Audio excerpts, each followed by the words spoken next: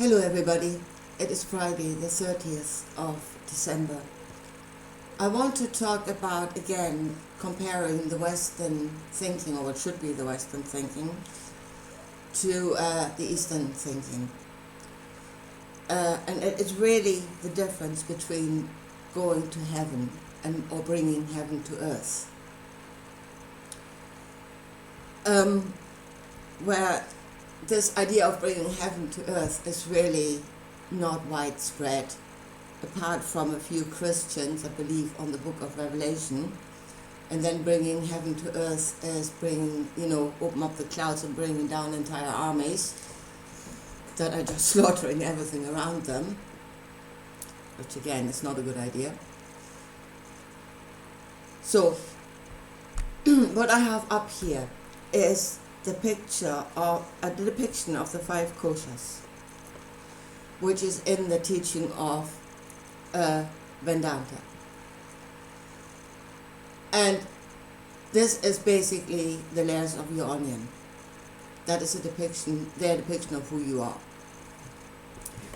And you start with the outer layer, which is your material body, the gross body, the food body, and then the energy body, which is attached to it. They're both counted as the physical. And then you come to the next layer, which is then the mind, thought, emotions, feelings. That is the reasoning part. Coming to the blue circle, which is then the wisdom part. So what you make out of what you've done in the green circle. Which brings you to the bliss body, which is what people say the point that you reach in meditation. And that is still not all, because Atma, the real true self, is depicted as the pink dot in the middle. So even in the bliss body, you are not actually that, but you're closest to it. So, and it is that teachings, any teaching, spiritual teaching, will take you on a path into the onion. Yeah? To come to that bliss part. And you follow that teaching, you follow the thoughts of that teaching, which will take you to that part, that purple part. So what in Vedanta and in the Eastern thinking really is that we are desire, which Kabbalah the same. Again, yes, we are desire. Desire is created by suffering. The need, it is really a need to alleviate suffering. Whether that is just on the food body, you suffer hunger, you suffer thirst, you suffer disease. It actually goes deeper, because we suffer other things for desires for things that we don't even need, because those desires are created in us, mainly through advertising at the moment. Or we're addicted to something which creates another suffering and another need. So that is what the outer layer is. It is suffering and out of that desire. So, and really, contemplation of that, the knowledge of that is in the green circle, and the information about all the suffering is in the green circle, and then comes wisdom. And in the Eastern tradition, the wisdom is to detach from that suffering. To say, really, I said in my video before, it has to be borne out by three pillars to find the truth. And it is the scripture, it is the thought, it is reasoning, which is, again, the green and the blue circle going inward, and then reality. And I made a mistake, because when I was talking about reality, I was talking about my take on reality, which is this, that we're in. This is reality. To them, reality is actually what is in the purple circle. That is the only true reality, and that is what they're hoping to find.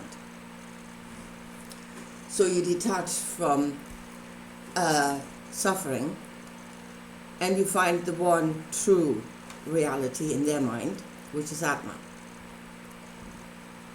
which is the eternal, unborn, sentient essence of what you are. Yeah? The uncreated, the unborn, the conscious awareness, the watcher. And that is who you are. That is your truth. And I'm not saying it's not.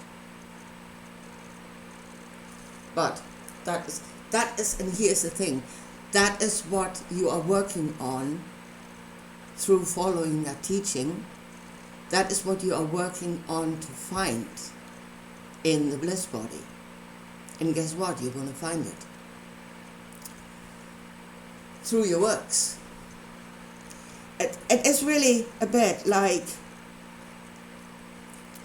I have Star Wars in my head all the time. You know, where Skywalker and Yoda are sitting outside this cave, and there's something in the cave, and Luke asks, what is in the cave? And Yoda says, only what you take into it with you. And that is exactly when you're entering that cave, which is not yet Atma. It's not your true self, it is the ring around it. You're still taking something into that cave. There's not nothing in there. You're taking a desire and an expectation. That is what you expect to find.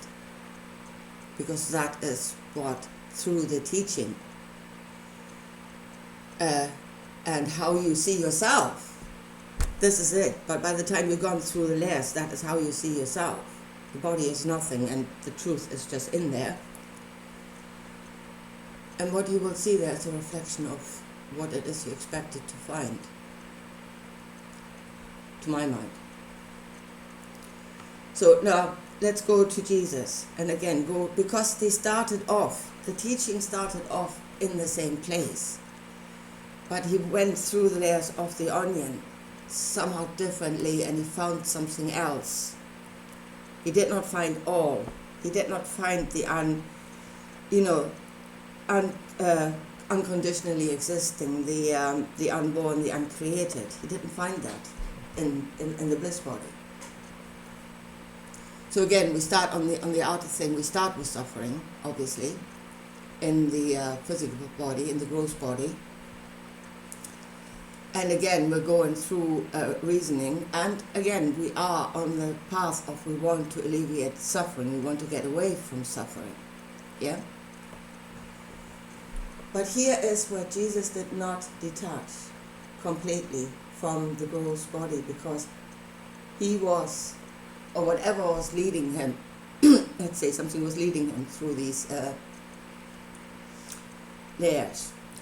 And that was, he was always attached to the gross body by compassion. Compassion was what kept him attached to the materialistic world. So, and then wanting to alleviate suffering, and then what do you expect to find in that bliss body? What is your desire? What is your expectation? What you would find once you enter into that bliss body state?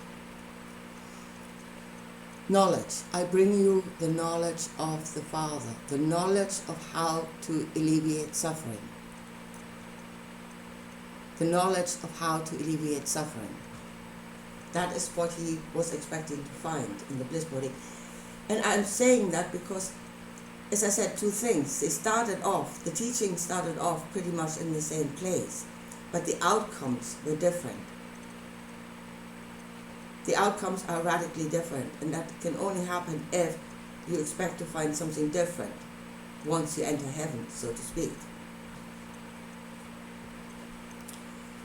So if you were a Christian, if you were a true Christian, the true follower of that Christ, what you would find in this bliss body is the knowledge, the absolute certainty that your sins are forgiven and that healing will take place.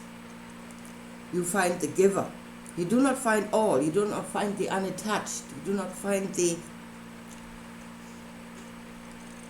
unexistent. You find something that cares. You find God, which is not all. God is not all. But you find a God, a desire, the desire to give, that which cares. And then comes the knowledge shall be given to all. Now what is said does, in the first instant, pertain to yourself. So the knowledge should be given to all. The knowledge, the absolute knowing that you are forgiven, that you will be healed, that, that it will be given. That knowledge should spread outward again, and that is bringing heaven to earth. It will spread through the layers of your onion again, outward, from the center, to the gross body, and then there's a miracle. And that is bringing heaven to earth. That is not sitting up there in blissful nothingness, but that is bringing a concrete desire that should be given and bringing it back to earth. And then it's only the next step, really, that the part gives that knowledge to all. And in Jesus, I think he was justified in doing it, because I do believe that those stories were true. I do believe on the miracles. I do. So he was justified because he spoke from a place of knowledge, which I don't at the moment. So keep that in mind. So, but it is really going inward with already an idea of what this is, what you are, and what you expect, how to alleviate suffering, what it is you expect to find in that inner circle that would alleviate suffering.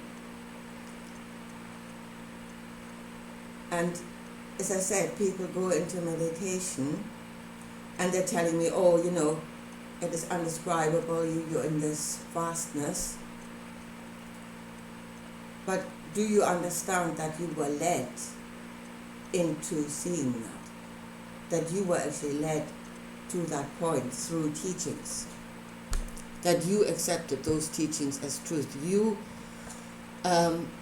rejected the gross body as nothing. You accepted that there is only one enlightened reality, and that is uncreated. You accepted all those things on the way inward. You incorporated them into your thoughts.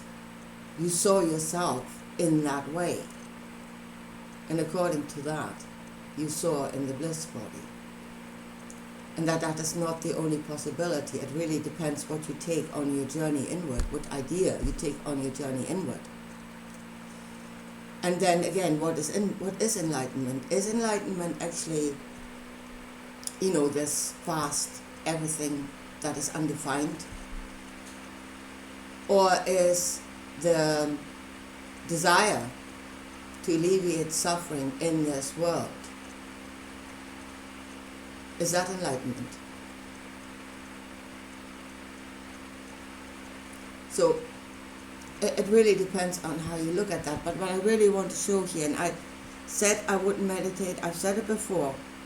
Actually, I'm going this path now. Now I will. But I said before I would not meditate because I don't know what I'm doing. And there was something just blocking it all the time. There's something there you do not see, and that is exactly what I needed to see in order to go the path of meditation.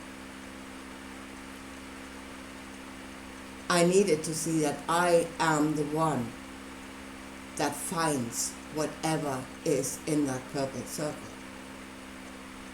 And I am the one that finds it according to what I think this is, according to my desire. And I'm not being led blindly by saying, well, this is how it is. This is nothing. You must detach. The only true reality is the uncreated. You're being led. You are being led to that point. You become, on the way, you become that. And in the purple circle you see according to what you have become. See, and I don't want to become that. To me, this is reality. Matter matters. To me, it matters. And then it is really... The other thing is that in the Eastern tradition, if you go into meditation and you're in this vastness space, you cannot actually bring that back to earth. Because the earth is defined forms. So you can only be in that state as long as you are in meditation, and then when you wake up and you get up, nothing has changed. You cannot bring that back. It's too much. But if you go in there with a desire to give something to a specific form, you can bring that back. And you can work it. It can work something, that knowledge can work something in this world. To me, really, that is the sparrow in the hand or the pigeon on the roof. And you know what? I'd rather have the sparrow in the hand. I really do. The pigeon can stay there because sooner or later we will die. I mean, it is going to happen. But we might as well make the best of it before that happens, and not just sit here and say suffering and we need to get out. I don't know if that's a lifetime well spent. Anyway, I think I leave it at that for today. So that was what was different. It was what he expected to find. The knowledge of the Father, and that could be brought back to earth. It could become, through the layers of the onion, that knowledge could become a knowledge to all your layers, and it would create a new reality. And that is the teaching that I would follow. If you can see it in that mess, that is Christianity. But if you can see it, then that is the teaching that I would follow. And it is not that this knowledge should serve. And again, there you enter the Jewish hive mind, because he gained that knowledge, and then he thought the knowledge was there to, the knowledge that you can change what is. Reality is not solid, it can be changed. That knowledge should be given to the one, the queen bee in the middle of the hive, because he's the only one that should have that knowledge and work that knowledge. Again, you don't need to go there. I said it in, because I think he had the point of light with that knowledge. That was it. And that just needed to be worked according to what it was. I said in my videos before, the man absolutely snatched defeat out of the jaws of victory. And I still do that. So if we reach the point where that is what we find in the purple circle, the forgiveness, the caring, and we make that a reality again by it going out through the layers and becoming, I think then we have a victory, and a very important victory. Anyway, I leave it at that for today, and I'll talk to you again soon. Bye.